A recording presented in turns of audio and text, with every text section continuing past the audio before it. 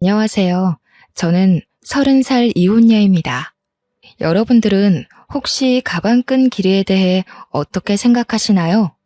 다들 인생에 있어서 가방끈 길이가 많은 영향을 미치지 않았나요? 저는 대학생 때 임신해서 어린 나이에 결혼하고 결혼 생활 내내 학식 교양을 넘치도록 좋아하는 시어머니에게 미치도록 시달렸어요. 하지만 인생사 세옹지마라 할까요? 사랑하는 아이가 있었기에 저는 다시 일어설 수 있었답니다. 결혼에는 한 번 실패했지만 인생에는 실패하지 않은 제 이야기를 꼭 들려드리고 싶습니다. 제가 대학교 1학년 때 2년 선배였던 남편을 만났어요. 남편은 듬직하고 자상하고 유머 감각도 있어서 후배들에게 인기가 많았고 저는 짝사랑하는 처지였어요. 남편이 제 첫사랑이었죠. 그냥 아는 사이로만 지내면서 고백도 못하고 눈치만 살피고 있었어요. 당시 저희 집은 2층 집에 살면서 1층에는 작은 식당을 하고 있었어요. 부자는 아니었지만 동네에서 그래도 입소문이 나 있었어요. 사람들이 저희 부모님을 법 없이도 살 사람들이라 부르곤 했죠. 부모님이 서로 존댓말을 쓰실 정도로 사이가 좋고 외동딸인 저를 끔찍이 아껴주며 키우셨어요. 저희 부모님이 뭐든 다 들어주는 부모는 아니었지만 저한테 필요하거나 제가 꼭 하고 싶다는 건 어떻게든 해주시는 분들이셨습니다. 어릴 적부터 크게 과외를 받거나 하지 않아도 성적이 좋았고 운동이든 뭐든 다 잘했어요. 승부욕이 있는 편이었는데 이상하게 물러터진 데가 있어서 친구들한테 뒤통수를 맞을 때가 있었어요. 저희 아빠를 닮은 거였어요. 저희 아빠는 예전부터 사람이 무르다는 소리를 종종 들었는데 저도 아빠의 그런 성격을 물려받아서 싫은 소리를 잘 못했어요. 그러다 결국 아빠가 친구한테 빚보증을 잘못 써서 우리 집과 식당 건물이 통째로 넘어가 버리고 말았습니다. 평생에 걸쳐서 마련한 재산을 홀랑 날려버린 거였어요. 저희 가족은 하루아침에 길바닥에 낳는 신세가 됐습니다. 빚 도촉장들로 가득 찬 지하방에서 나와 학교로 가는 심정은 처참했어요. 엄마는 남의 집 일을 하며 마음고생을 하느라 하루가 다르게 얼굴이 상하고 손이 거칠어지는 게 보일 정도였고 아빠는 집에 잘 들어오질 않아 만날 수도 없었습니다. 여태껏 열심히 살아온 두 분이 스스로에 대한 믿음을 잃고 모든 걸 포기할까봐 그게 제일 무서웠던 것 같아요. 친구들은 축제다 뭐다 밝고 행복하기만 한데 제 주위에만 회색 구름이 짙게 드리워 있는 것 같았어요. 수업에도 집중이 안 되고 내가 지금 뭘 하고 있는 건가, 뭘 해야 하는 건가 생각만 들더군요. 그러다가 어느 날은 학생회관 앞 자판기 앞에서 저도 모르게 쪼그리고 앉아서 무릎에 얼굴을 묻고 있었어요. 그때 누가 제 이름을 부르더군요. 고개를 들어보니 제가 좋아하던 선배가 거기 있었어요. 여기서 뭐 하냐면서 저를 벤치로 데리고 가서 따뜻한 코코아를 뽑아줬어요. 그리고 제 얘기를 들어줬습니다. 그때까지 누구한테도 힘든 내색을 하지 못했던 저는 쏟아내는 슬픔과 걱정, 억울함, 불안한 미래에 대한 막막함 같은 것들을 털어놨어요. 선배는 제 얘기를 가만히 들어주고 제 등을 토닥여주더라고요. 그날 마셨던 코코아 맛이 오래도록 생각날 정도로 그날은 제 인생에서 가장 따뜻한 날 중 하나였어요. 그날부터 선배는 제가 밥을 먹었는지 또 혼자 축 처져 있진 않은지 저를 살피고 살뜰하게 챙겨주기 시작했습니다. 또 사주고 과제도 챙길 수 있게 물어봐주고 과 모임에서 소외되지 않게 꼭 저를 챙겼어요. 나중에 보니까 남편은 그렇게 누가 됐든지 간에 다른 사람이 힘들어하는 걸 그냥 지나치지 못하는 성격이었더라고요. 이럴 때일수록 더 열심히 먹고 열심히 놀고 열심히 공부해야 하는 거야. 알겠지? 저는 남편이 그럴 때마다 고맙다는 말도 제대로 못하고 괜한 입술만 달싹이곤 했어요. 과 모임에서 술을 많이 마신 날 저를 집 앞까지 데려다준 선배의 팔을 붙잡으며 가지 말라고 했어요. 선배랑 떨어지기 싫다고요. 결국 우린 연인이 됐습니다. 저는 선배 없이는 하루도 살 수 없는 사람이 되고 말았어요. 뭐든 선배가 챙겨주다 보니 선배가 없으면 사는 게 사는 것 같지 않을 정도였어요. 너무 많이 기대서였을까요? 사귄 지 1년 만인 2학년 가을에 임신을 했다는 걸 알게 됐습니다. 생리가 늦어지는 줄도 모르고 있다가 알게 됐을 땐 이미 3달이 넘어 있었어요. 망연자실했죠. 도무지 어떻게 해야 할지 알 수가 없었어요. 남편도 아직 졸업하려면 한참 남았고 저희 집에서는 아무런 지원도 받을 수 없는 상황이었죠. 저는 어쩔 수 없이 학교를 쉬어야 했지만 남편이라도 하루라도 빨리 취직할 수 있게 준비하는 게 낫다고 판단했어요. 저희는 부랴부랴 혼인신고만 하고 결혼식은 조촐한 식사로 대신한 다음 시댁으로 들어갔어요. 당시 시댁은 24시간 국밥집을 하고 있었어요. 시댁은 처음부터 저를 안 좋아했어요. 특히 시어머니는 면전에 대고 막말을 하는데 보통 독한 사람이 아니더군요. 첫날부터 단단히 잘못 걸렸다는 촉이 오고 머릿속에 비상벨이 왱왱 울리는 느낌이었습니다. 하지만 어쩌겠습니까? 이미 아이가 생겨버렸는데요. 결혼을 해버렸는데요. 시어머니는 대놓고 저에게 우리 아들은 대기업에 들어가 앞길이 탄탄대로일 텐데 너 때문에 내 금쪽 같은 아들 발목이 잡혔다라고 했어요. 제가 공부를 못 마친 걸 가방끈이 짧다고 표현하며 툭하면 구박하기가 일쑤였죠. 학식 있고 교양 있는 것에 대한 로망이 있는지 툭하면 자기네 집안은 훨씬 더 좋은 집안의 교양 있는 며느리를 얻을 수 있었다고 했어요. 제가 없는 데서도 툭하면 제 흉을 봤어요. 시아버지나 친척들에게 베어먹지도 못한 애가 우리 집안에 맨몸으로 오다니 이게 무슨 날벼락이냐고 하소연하는 걸 여러 번 들었죠. 저는 아들을 낳자마자 산후조리도 제대로 못하고 시부모네 식당을 도와줘야 했어요. 식충 취급하는 소리가 벽을 뚫고 들어오는 것 같아서 도저히 가만히 있을 수가 없었죠. 피덩이 같은 아기를 업고 식당에서 밤늦게까지 일을 했어요. 집에 들어가면 또 집안일을 해야 했는데 너무 바쁘고 눈치가 보이니까 그게 너무하다는 생각도 못하고 살았어요. 시어머니는 제가 힘들어서 조금이라도 쉬려고 하면 네가 무슨 큰일을 한다고 힘들다고 야단이냐면서 야단법석을 떨며 면박을 줬어요. 집에 들어왔으면 시아버지 잠자리도 봐드리고 집안일을 챙겨야지. 어디 새파랗게 젊은 것이 집에 들어오자마자 방 안에 틀어박혀? 못 배워먹은 티 내는 거냐? 가방끈이 짧으면 노력이라도 하라고 했지. 어머니, 저 하루 종일 일하고 오늘 지훈이 아파서 병원에 뛰어갔다 왔잖아요.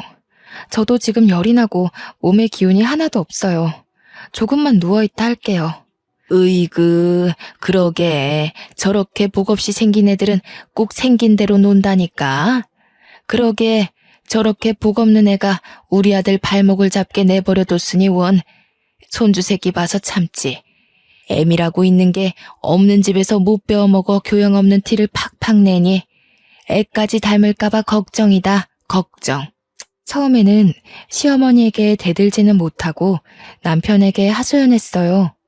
그런데 결혼 전에는 그렇게 저를 끔찍이 아껴주던 남편은 네가 시어머니에게 맞춰야 한다면서 하나도 힘이 되어주지 않았어요. 어머니는 왜 자꾸 나한테 가방끈이 짧다고 하시는 거야? 내가 무슨 가방끈이 짧아. 나 우리 학교도 수석으로 입학했고 내내 꽈탑 놓치지 않을 정도로 공부 잘했는데 나이 드신 분들이 다 그렇지 뭐. 그냥 하는 말씀이니까 너무 귀담아 듣지 마. 어머니가 예전부터 나를 좋은 집안에 장가 보내고 싶어 해서 그래. 어릴 때부터 노래를 불렀다고. 우리 결혼할 때 너네 집에서 아무 지원도 못 받은 건 사실이잖아. 조금만 참으면 어머니도 다 이해하실 거야. 처음부터 끝까지 참고만 있잖아. 언제까지 저렇게 막말하시는 걸 참아야 해? 우리 어머니 그렇게 나쁜 분 아니야. 두 아들 키우느라고 얼마나 애를 쓰셨는데. 네가 우리 집에 들어와서 그거 하나 이해 못해줘? 가진 거 없이 결혼한 우리 탓이라고 생각해야지 뭐. 애를 나 혼자 만든 건 아니고 내가 학교도 못 마치고 결혼한 게 내 탓만은 아니잖아. 아기 가지고 결혼한 게 무슨 죽을 죄 지은 것도 아닌데 어머니는 무슨 나를 죄인 취급하시려는 것 같아. 아, 그러니까 조금만 참아 보라니까.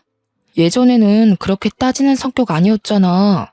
어른들 하시는 말에 왜 그렇게 말이 많아? 나 취직 준비하느라 스트레스 많이 받는 거 몰라? 취직 준비한다고 늦게 들어와서 식당 일도 안 도와주고 애도 하나도 안 보잖아. 아까 말했듯이 애를 나 혼자 만든 것도 아닌데 내가 왜 전부 다 뒤집어 써야 하는데? 뒤집어 씌운다니 무슨 말을 그렇게 해? 얘가 진짜 갈수록 말 조심해. 내가 나 혼자 편하자고 이 고생하는 거야? 다 너랑 우리 지훈이 데리고 잘 살아보려 그러는 거잖아. 안 그래도 힘든데 왜 너까지 찡찡거려? 취업 준비 때문에 힘들어 죽겠는데 여기서 뭘 어떻게 하라는 거야?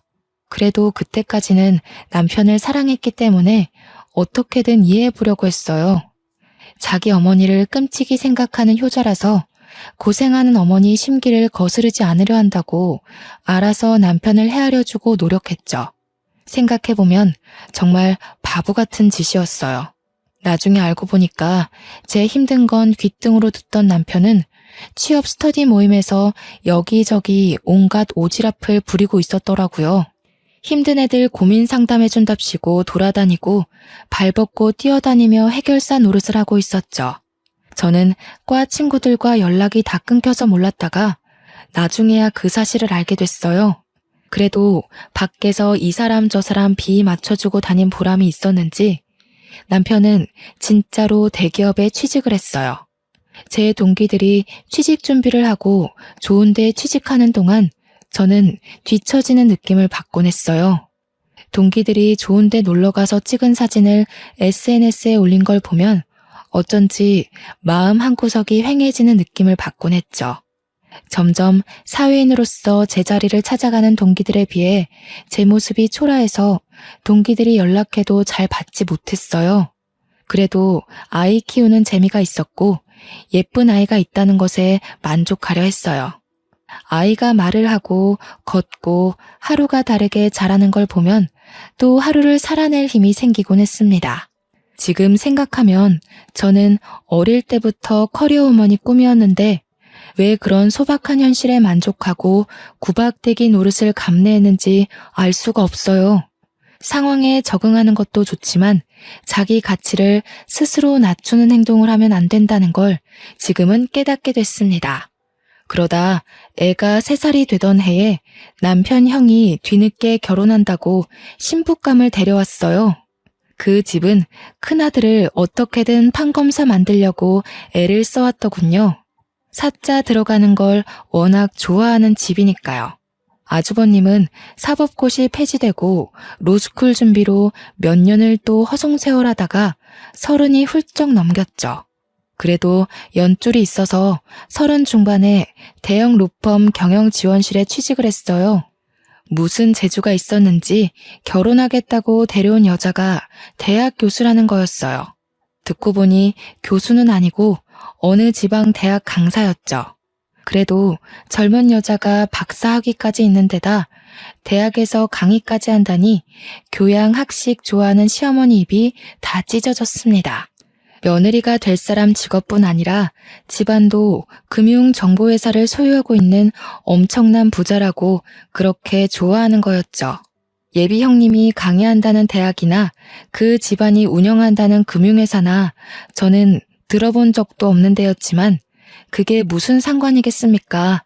그렇게 돈돈거리는 집안이니 아주버님이 그런 집안 여자랑 결혼하는 게 어떻게 보면 당연한 일이었죠. 그 집안은 처음부터 돈을 아주 물쓰듯 쓰더군요. 한 번은 형님이 그냥 우리 집에 다녀왔는데 시어머니가 지나가는 말로 김치 냉장고가 오래됐다고 한 적이 있어요. 그랬더니 다음 날로 새 김치 냉장고가 배달되는 게 아니겠어요? 부자는 다르긴 다르구나 하면서도 참 씁쓸하더라고요. 그놈의 돈이 뭔지. 시어머니는 대놓고 큰며느리만 보면 뭐가 필요하다, 뭘 새로 사야 한다고 늘어놓았어요. 그리고 큰 며느리의 씀씀이에 비교해 저를 더욱 가차없이 깎아내렸습니다. 역시 대학에서 강의하는 사람은 다르다니까. 우리 큰 며느리는 하고 다니는 것부터 말투까지 어쩜 저렇게 귀티가 나는지. 이번에 큰애가 바꿔준 소파가 이게 글쎄 이태리제 가죽이래요. 우리 큰아들이 판검사는 못됐어도 와이프 복은 있지 뭐냐. 내가 큰며느리만 보면 콧노래가 절로 나온다니까. 어머니 얼굴이 요즘 활짝 피셨네요. 그에 비해 작은 아들은 에휴, 도대체 좋은 대학 보내서 좋은 데 취직시키면 뭐하냐? 저런 여자랑 사는데. 죽 써서 개 줬지 뭐. 너 이태리제 가죽 만져봤어? 네 형님 덕에 여기 앉아볼 수 있는 걸 행운으로 생각해라. 저는 거기 앉을 시간도 없어요. 큰애는 이렇게 집안에 도움이 되는데 너는 도대체가 집에서 하는 게 뭐냐? 시집 올 때 땡전 한 푼 없이 왔으면서 제대로 하는 것도 하나도 없고 가방끈이 짧아서 그런가 염치 없는 것도 집안 내력인지. 애 키우는 게 힘들잖아요. 동서도 열심히 하는데 너무 그러지 마세요. 애 키우는 게 무슨 유세 부릴 일이야? 지가 열심히 하는 게 뭐가 있어. 요리를 잘해? 그렇다고 돈을 잘 벌어와. 아니면 뭐 교양이 있어서 애를 영재로 키워? 그러면서 맨날 힘들다. 우리 때는 애 키우면서 밭도 갈고 집안 어른들까지 모셨어. 엄살 부리지 말라 이거야. 그게 다 가방끈 짧은 티를 내는 거라니까. 어머니, 제가 무슨 가방끈이 짧다 그러세요. 오빠랑 똑같은 대학에 제가 성적도 훨씬 더 잘 나왔는데. 성적 잘 나오면 뭐해? 네가 지금 그 잘난 성적 가지고 할 수 있는 게 뭐가 있어? 성적 잘 나와서 애를 잘 키워? 식당 일을 잘해서 장사가 잘 되게 해. 나가서 땡전 한 푼 벌어올 수 있어? 네 형님처럼 가서 대학생들을 가르칠 수 있어? 시어머니는 명절이나 집안 행사가 있을 때도 저한테만 일을 시켰어요. 큰며느리는 학생들 가르치느라 바쁘니까 집에 와서는 쉬어야 한다면서요. 형님 네애가 집에 올 때마다 한우며 명품이며 비싼 선물을 잔뜩 들고 오니까 아예 손님 취급을 하더군요. 저를 집안의 일꾼, 노예 취급하는 거랑은 완전히 반대였습니다. 시어머니는 큰며느리가 명절에 해외여행을 간다고 해도 흔쾌히 보내줬어요. 해외여행 다녀오면서 명품 선물을 사왔기 때문에 오히려 여행 가는 걸 반겨하는 눈치였어요. 하루 종일 식당에서 일하면서 애까지 보느라 음식 냄새 배고 김치 국물 묻은 옷을 입고 다니는 제 모습에 비해 형님은 명품으로 휘감고 다녔죠. 시어머니는 그걸 또 비교해서 저를 깔아뭉갰습니다. 너는 네 형님 좀 보고 배워라. 저 스카프 좀 한번 봐. 하기는 저렇게 우아한 거는 아무나 소화할 수도 없지. 너는 어떻게 된 애가 나이가 5살 많은 큰애보다 늙어 보이고 후줄근해하냐? 에그 젊은 애가. 너도 거울 좀 보고 좀 꾸미고 다니고 그래라. 남들 보기 창피하지도 않니? 우리 형우가 밖에 나가서 너 때문에 창피하면 어쩌려고.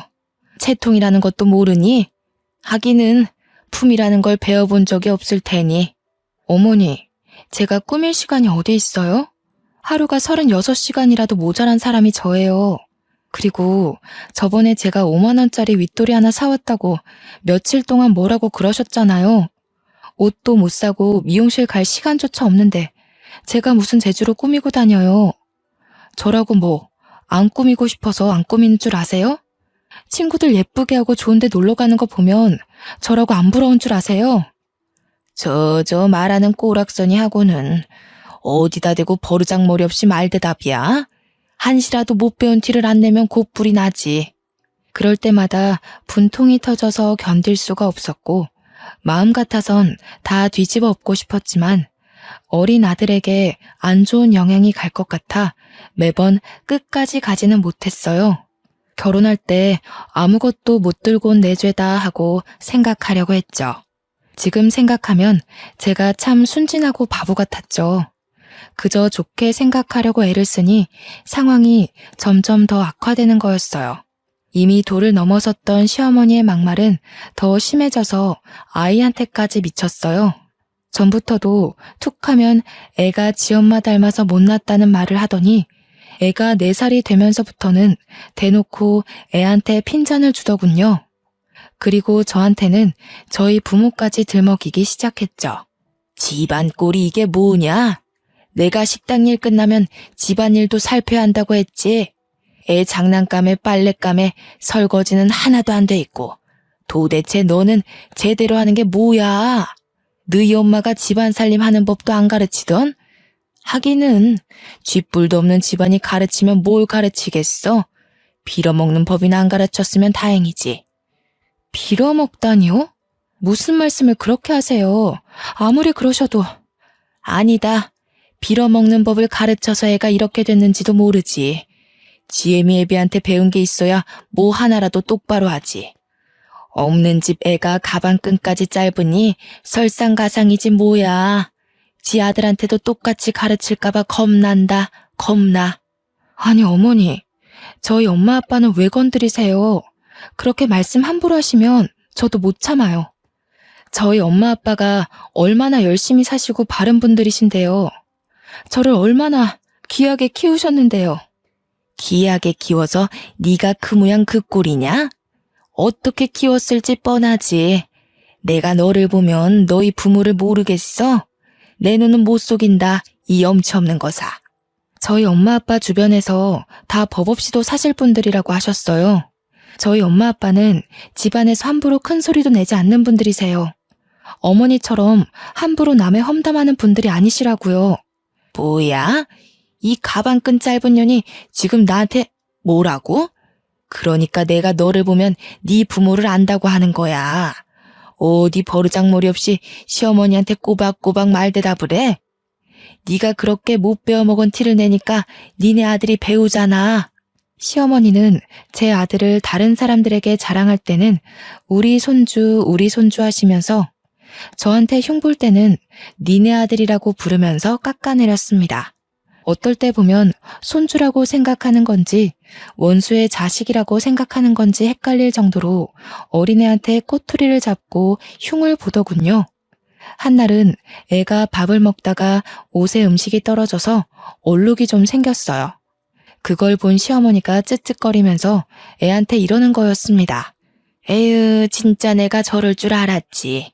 지 엄마네 가족 닮아서 하는 짓이 어찌나 없어 보이는지. 지 엄마 닮아서 밥도 빈티나게 먹네. 그날 아이를 재우면서 많이 울었습니다. 잠든 아이를 쓰다듬고 또 쓰다듬었어요. 참아야 한다. 우리 지훈이를 위해 내가 못할 일이 뭐가 있겠나. 하지만 지금도 애가 자라면서 점점 눈치를 보는 게 눈에 보이는데 저런 할머니 곁에 있다가는 애를 망칠지도 모르겠다는 생각이 들더군요. 저는 그날부터 시어머니가 막말을 할 때마다 휴대폰 녹음기를 켜는 습관이 생겼습니다. 아이를 보호하기 위해 뭐라도 해야겠다는 생각에 지푸라기라도 잡는 심정으로 한 일이었죠. 그러다 저희 엄마가 식당 근처에 볼 일이 있어서 왔다면서 들르신 적이 있었어요. 엄마는 잠깐 얼굴만 보고 간다면서 극구 사양하시는데 저는 오랜만에 만난 엄마에게 꼭 밥 한 끼를 대접해드리고 싶었어요. 그동안 고생하시는 거 알면서 바쁘다는 이유로 제대로 찾아뵙지도 못하고 어려운 형편에 도움이 되어드리지 못했으니 항상 마음 한구석이 아렸거든요. 추운 겨울날이었습니다. 엄마는 호박 시루떡을 보자기에 잘 싸서 가지고 왔어요. 제가 어릴 때부터 좋아하던 음식이었죠. 그런데 떡을 받아든 시어머니의 눈치가 영 떨떠름했습니다. 무슨 잡상인이나 불청객이라도 온 것처럼 저희 엄마를 위아래로 훑어보는 게 아니겠어요? 시어머니의 태도에 기분이 상했지만 엄마 앞에서 분위기를 망치고 싶지 않았던 저는 애써 즐거운 척하며 엄마를 식당 구석으로 데려갔습니다. 추운데 왜 자꾸 그냥 간다고 그러세요? 여기 앉아서 몸 좀 녹이고 조금만 계세요. 여기 설렁탕 맛있어요. 제가 금방 가져다 드릴게요. 혜인이 너는 밥 먹었니? 그렇게, 아니다. 바쁜데 왜 엄마까지 챙기느라 고생할까봐 그러지. 나는 그냥 너랑 지훈이 얼굴만 보고 가면 되는데. 엄마 드릴 국밥을 준비하는데 시어머니가 한마디 하더군요. 에휴, 사돈댁에 오면서 이런 걸 선물이라고 가져오는 수준하고는 참나 어이가 없다 어이가 없어. 큰애처럼 명품까지는 바라지도 않아. 교양이라고는 눈을 씻고 찾아봐도 찾아볼 수가 없구먼. 가방끈 짧은 애를 남의 집 귀한 아들한테 맨몸으로 보내놓고 미안하지도 않나? 그런데 조금 있다가 단체 손님이 들어왔어요. 식당이 와글와글 꽉 찼는데 엄마 혼자 밥을 먹고 있는 게 영 신경이 쓰여서 저는 바쁜 와중에 흘끔흘끔 엄마를 보고 있었어요. 그때 시어머니가 엄마가 앉아있는 자리 바로 옆 테이블 위에 행주를 철푸덕 소리가 나게 던지더군요. 탁탁 소리가 나게 수저통도 닦고 의자도 정리하며 밥 먹는 엄마가 눈치를 보게 했습니다. 손님들이 더 올 텐데 자리가 없어서 어떡하냐면서 말이죠. 그러더니 카운터 쪽으로 오면서 이러는 거였습니다. 아휴, 못 배운 집안이라 그런가 밥 먹는 것도 눈치코치 없이 먹네. 피꺼소시란 말 아시죠? 아무 말도 못하고 시어머니 하는 양을 곁눈질로 보던 저는 말 그대로 피가 거꾸로 솟는 걸 느꼈습니다. 혹시 엄마가 들었을까봐 조마조마하면서 엄마 쪽을 쳐다봤어요. 다행히 엄마는 못 들었는지 아무렇지 않은 표정으로 밥을 마저 다 드시더라고요. 그날 저녁 빨래를 개고 있는데 시어머니가 안방에서 시아버지게 하는 말이 들렸습니다. 우리 엄마 흉을 보더군요. 큰며느리네는 좋은 식당을 예약해서 대접하는데 안 그래도 딸을 빈손으로 보낸 주제에 코딱지만한 식당에 와서 꾸역꾸역 밥을 먹고 있다면서요. 저는 개고 있던 수건을 그대로 팽개치고 방으로 들어왔습니다.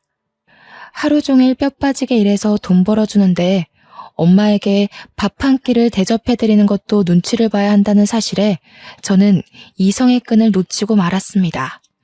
그리고 밤늦게 돼서야 집에 들어온 남편에게 오늘 있었던 일을 말하면서 따졌습니다. 나를 무시하는 것까지 그렇다 치려 했지만 지훈이랑 우리 엄마 아빠한테까지 함부로 굴고 막말하는 건 못 참아. 이제 더는 못 참는다고. 내가 이 집 노예야? 솔직히 나 없으면 식당 운영할 수나 있어? 하루 종일 일하고 애까지 보는데 내가 우리 엄마한테 밥 한 끼 못 대접해줘? 내가 너네 엄마 밥 주지 말라 그랬어? 하루 종일 일하고 온 사람한테 생 난리를 치네. 왜 별것도 아닌 것 가지고 난리를 치고 그래? 엄마 들으면 어쩌려고? 뭐라고? 지금 그걸 말이라고 하는 거야? 나는 어떻게든 오빠 맘 편하게 해주려고 지훈이 잘 키워보려고 꾸역꾸역 다 참아왔는데 어떻게 오빠가 나한테 이럴 수가 있어. 맨날 늦게 들어오고 일 때문이라고. 나는 일주일에 외출 한 번 못하는데 혼자 밖에서 놀러 다니니까 좋아?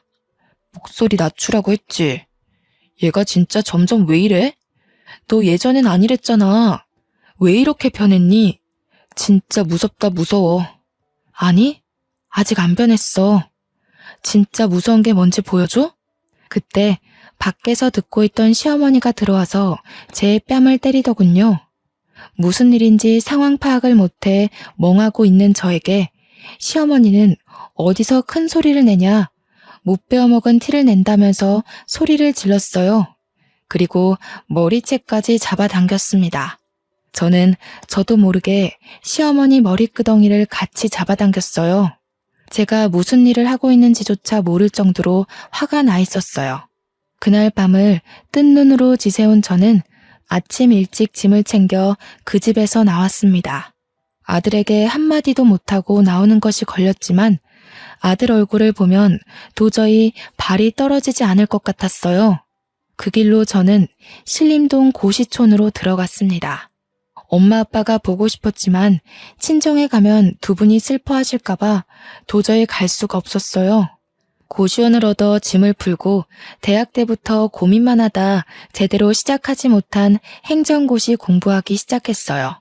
아이를 낳은 뒤에도 미련을 못 버리고 있었기에 일사천리로 준비해 공부에 돌입할 수 있었습니다. 남들은 학생 때부터 죽어라 해도 어려운 공부를 몇 년 공백 끝에 시작하는 건 결코 쉽지 않은 일이었어요. 하지만 분노로 눈이 돌아버린 상태였기에 오히려 다른 거에 신경 안 쓰고 공부에 집중이 잘 되더라고요. 그때가 저희 부모님이 어렵게 빚을 갚고 돈을 모아 신림동에서 작은 식당을 다시 열었을 때였어요. 식당이라고 하기도 뭐할 만큼 허름한 곳이었지만 두 분이 다시 힘내서 마련한 자리였죠. 한날은 제가 모의시험 점수가 영 안 나와서 실망한 마음에 걸어 다니다가 저도 모르게 엄마 아빠 식당 쪽으로 걸어갔어요. 그전에는 혹시 눈에 뜨일까봐 그쪽으로는 가지도 않았거든요. 가게에 들어서자마자 엄마가 제 얼굴을 보시더니 저를 안고 막 우셨습니다. 저는 깜짝 놀랐어요. 엄마가 하는 말이 엄마 아빠가 못나서 네가 공부도 제대로 못 마치고 시댁에서 구박받고 산다는 거였어요. 저는 아니라고, 내가 악이 가져서 그런 거라고, 내가 실수해서 그런 건데 왜 엄마가 미안해 하냐면서 엄마랑 붙잡고 같이 울었어요. 그리고 그 집에서 나와 다시 공부 시작했다고 엄마에게 털어놨죠. 엄마는 깜짝 놀라더라고요. 그래도 그 집으로 다시 들어가라는 말은 절대 안 하셔요. 그날 저녁 고시원에 들어왔는데 아빠로부터 문자가 와 있었어요. 아빠가 미안한 게 참 많다고, 네 공부는 무슨 수를 써서라도 지원해 줄 테니까 아무 걱정하지 말고 공부에만 집중하라는 거였죠. 눈물이 핑 돌았어요. 열심히 사시다 그런 건데 엄마 아빠는 뭐가 그렇게 자꾸 미안하다고 그러시는 건지. 그리고 그런 생각이 들더라고요. 나도 열심히 하다가 그런 뿐이니까 나도 나를 탓하지 말자고요. 그리고 저는 무섭게 공부했습니다. 같이 공부한 애들이 뭐 먹으러 가자고 해도 저는 그 시간에 한 자라도 더 보려고 끼니를 대부분 김밥으로 때웠어요. 고시생들도 스트레스 푼다고 스터디원들끼리 술도 마시고 저희들끼리 친목도 다지고 그러거든요. 저는 도저히 그렇게 여유를 부릴 수가 없었어요. 집에서 절 찾고 있을 아들을 생각하면 1분 1초도 허투루 쓸 수가 없었죠. 집 나온 지 한 달쯤 지났을 때 남편에게 전화해서 아들을 보러 가겠다고 했어요. 그때까지 전화고 문자고 다 무시하다가 연락을 하니까 남편이 왜 집에 안 오냐며 생 난리를 치더군요. 저는 밖에서 아이를 만나 피자를 사주면서 엄마가 지금 사정이 있어서 너랑 같이 살 수가 없다고 조곤조곤 말해줬어요. 아들은 저를 보자 눈물을 흘리더라고요. 그 어린 것이 소리도 못 내고 우는데 얼마나 가슴이 아프던지요. 지훈아, 엄마가 미안해. 정말 미안해. 엄마가 정말 열심히 해서 꼭 성공해서 지훈이 데리러 올게. 알았지? 약속. 이해하기 힘들었을 텐데 착한 아들은 그래도 고개를 끄덕여줬습니다. 그 뒤로 2주에 한 번씩 주말에만 아들을 만났어요. 시어머니는 주기적으로 저에게 전화해서 애 버리고 나간 년이 무슨 염치로 애를 만나냐면서 소리를 질렀어요. 애가 너 닮아서 못 배운 티 나는 짓만 골라서 한다느니, 애가 보면 볼수록 덜 떨어졌느니 하면서 아이 욕도 하고요. 애한테까지 인신공격하는 시어머니의 말을 저는 모조리 녹음해뒀습니다. 시어머니한테 구박받고 있을 아이를 생각하면 당장이라도 그 집에서 빼오고 싶었지만 지금으로선 내가 성공하는 것밖에는 방법이 없다는 걸 인정해야 했습니다. 정말 죽었다 생각하고 공부한 것 같아요. 그렇게 공부한 지 2년째 되던 해 결국 행정고시 재경직에 합격했습니다. 주변에서도 그렇게 빨리 합격하는 사람 처음 봤다면서 깜짝 놀라더군요. 공부를 늦게 시작했어도 빨리 합격했기 때문에 공무원으로 그렇게까지 늦은 나이가 아니었죠. 좋은 일이 하나 더 있었어요. 제가 공부한 지 1년쯤 지났을 때 아빠가 보증을 서줬던 친구가 돌아왔어요. 아빠의 절친이었던 그분은 자기를 늘 미안했다면서 사과를 하셨어요. 막혀있던 돈이 들어왔다며 아빠가 손해본 돈보다 더 많은 돈으로 갚아줬어요. 엄마 아빠는 그 허름한 건물에서 나와 훨씬 크고 좋은 건물에 돈가스 뷔페를 크게 열었습니다. 망하기 전보다도 훨씬 더 좋은 자리였고 장사도 잘 됐어요. 1년 만에 매출이 크게 올라서 제가 아들과 살기 위해 알아본 집 전세금도 엄마 아빠가 대주셨죠. 이제 임용만 기다리면 됐고 탄탄대로인 것 같았지만 한 가지 걱정거리가 있었어요. 시댁에서 아이를 순순히 내줄 리가 없었으니까요. 하지만 저는 무슨 일이 있어도 제 아들을 그 집에 그냥 두지 않으리라 다짐했고 사활을 걸기로 했습니다. 처음에는 남편을 만나 좋게 이야기를 풀어보려고 했습니다. 그런데 남편은 애 이야기는 안 하고 자꾸 딴소리만 하는 거였어요. 네가 이렇게 빨리 시험에 붙을지 누가 알았겠어. 내가 네 가치를 몰라봤던 것 같아. 그래도 네가 있을 때가 좋았어. 내가 너한테 참 잘 못해줬지. 지금 생각해보면 내가 좀 너무했던 것 같아. 우리 대학 때 참 좋았잖아. 둘이 같이 있으면 무서울 것도 없고 행복했는데. 그러면서 은근슬쩍 집에 안 돌아오냐고 저를 떠보더군요. 내가 미쳤다고 그 집에 들어가냐는 말을 삼키고 저는 남편을 따라 시댁으로 갔습니다. 아이가 어떻게 지내고 있는지 제 눈으로 확인해야 했어요. 그런데 평소라면 불을 환히 밝혀놨을 국밥집이 웬일인지 불이 꺼져 있는 게 아니겠어요? 시댁에 들어서니 시어머니는 없고 초상난 집처럼 휑한 게 무슨 일이 있는 게 분명해 보였어요. 그리고 저는 보고 말았습니다. 거실 테이블에 있는 주택담보대출 서류를요. 저는 서류를 들고 남편을 추궁했어요. 이게 대체 어떻게 된 일이냐고 물었더니 남편은 순순히 털어놨습니다. 형수네 집안에서 진짜 좋은 투자처를 알고 있다면서 돈을 몇 배로 불려줄 테니 믿고 투자하라고 대출 받으라고 종용했다는 거였어요. 아무리 그래도 그렇지 어떻게 집이랑 가게를 다 담보 잡힐 수가. 우리 집 망하는 거 보고도 그래? 집이 다 넘어가면 우리 지훈이는 어떻게 될지 생각 안 해? 이렇게 될 줄 알았나. 형수네 아버님이랑 형님이 지금 무조건 기회를 잡아야 한다고 막 밀어붙이는데 어떻게 해. 우리 엄마가 그 집 사람들 하는 말이라면 껌뻑 죽는 거 알잖아. 그 집처럼 돈 펑펑 쓰고 살게 될 줄 알았지 뭐. 근데 알고 보니까 그 집안, 그 집 사람들 다 말을 말아야지. 무슨 말이야? 왜 말을 하다 말아? 그러게, 내가 전부터 그랬잖아. 돈이라는 건 정직한 거라고. 공짜로 돈 벌어준다는 사람들은 의심부터 해야 한다고 했잖아. 그 집 사람들 처음부터 좀 이상했어. 왜 순진무구하게 그 사람들 말을 다 믿고 그래? 아, 그러게 말이다. 네 말을 들었어야 하는데. 그 집 사람들 지금 주식 조작으로 잡혀갔어. 형수님 아버지랑 다. 뭐라고? 내가 하는 말은 귓등으로 듣더니 꼴 좋다. 이제 어쩔 거야? 모르겠어. 나도 모르겠어, 혜인아. 우리 이혼 다시 생각하면 안 될까? 지금 형이랑 형수도 이혼하는 판에 나까지 이혼하면.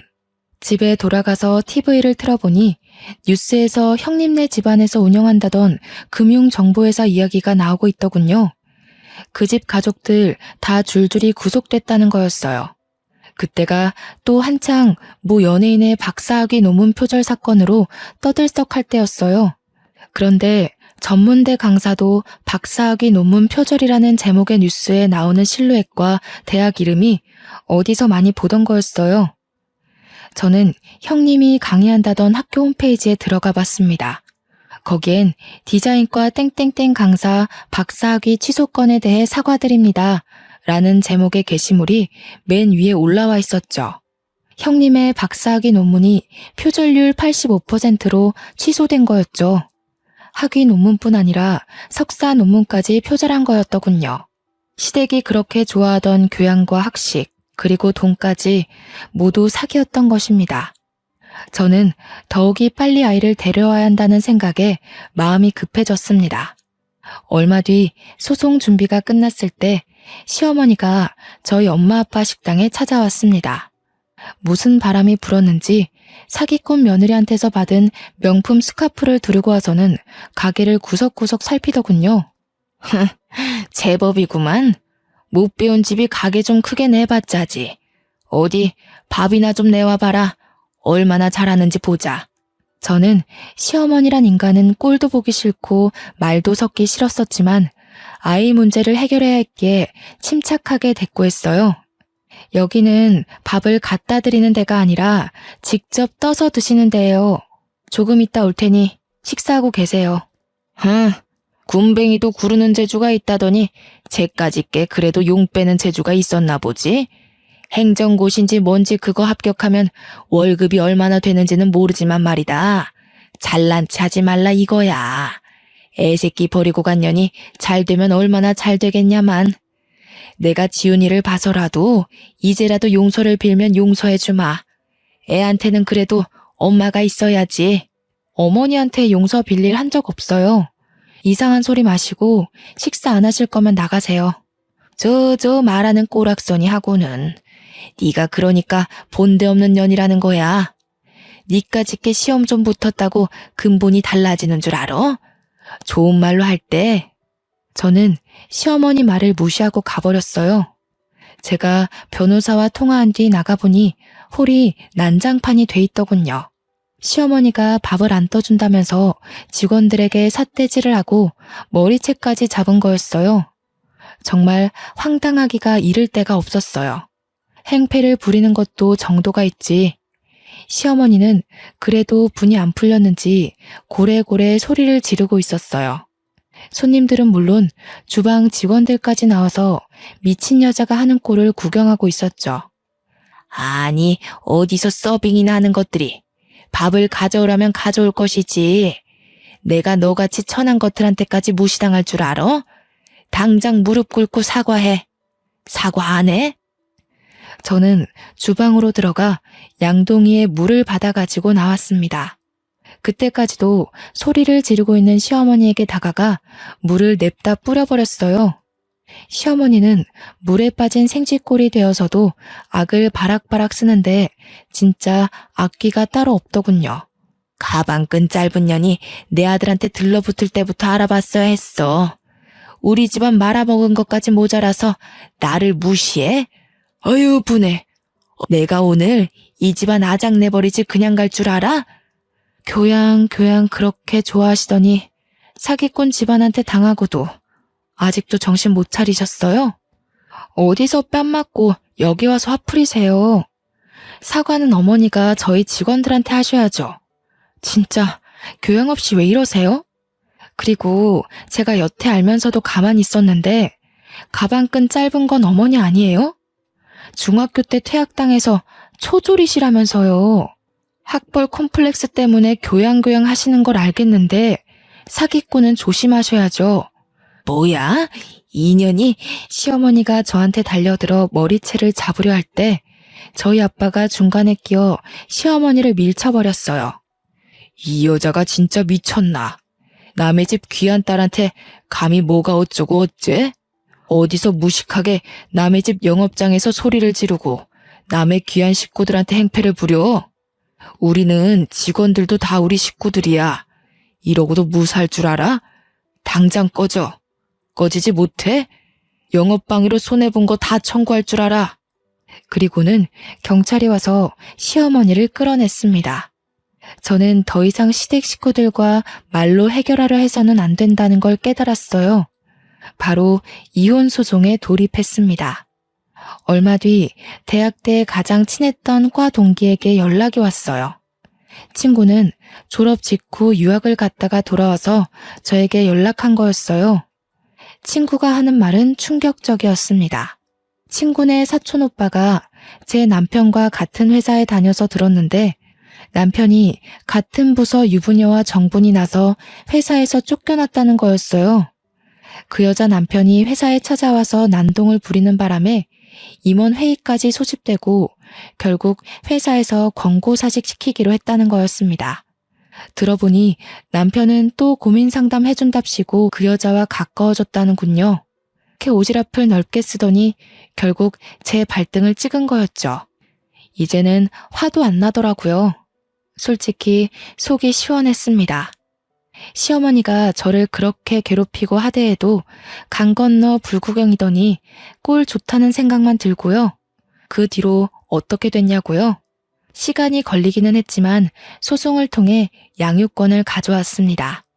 남편이 직업이 없는 데다 시어머니가 애를 정서적으로 학대한 정황이 명확했기 때문에 어렵지 않게 양육권을 가져올 수 있었어요. 그 인간이 빈털털이라 양육비는 얼마 못 받았지만 제가 그 집 식당에서 하루 종일 일하며 재산 증식에 도움 준 것이 인정돼 위자료도 1억 가까이 받게 됐어요. 시댁이 돈을 잃은 건 제 탓이 아니니까요. 시댁 식구들은 남편은 물론 시아버지까지 저에게 전화해서 회유도 하고 화도 내며 돌아오라고 매달렸습니다. 제가 미쳤습니까? 콧방귀도 끼지 않았죠. 고생 끝에 낙이 온다는 게 이런 걸까요? 이제는 아들과 함께 알콩달콩 행복할 일만 남은 것 같습니다. 사랑이라 생각했던 게 저를 배신했고 결혼 생활은 저를 밑바닥으로 끌어내렸지만 저는 힘든 시간들을 통해 깨달음이라는 훨씬 더 큰 선물을 받았거든요. 지금까지 제 이야기를 들어주셔서 감사합니다. 마지막으로 여러분도 인생에 시련이 온다면 거기가 끝이라 생각하지 마시고 한 번 더 도전하셨으면 좋겠다는 말을 꼭 하고 싶어요. 시련이지 실패가 아니라는 말도 있잖아요. 추운 날씨에 감기 조심하시고 우리 인생 파이팅입니다.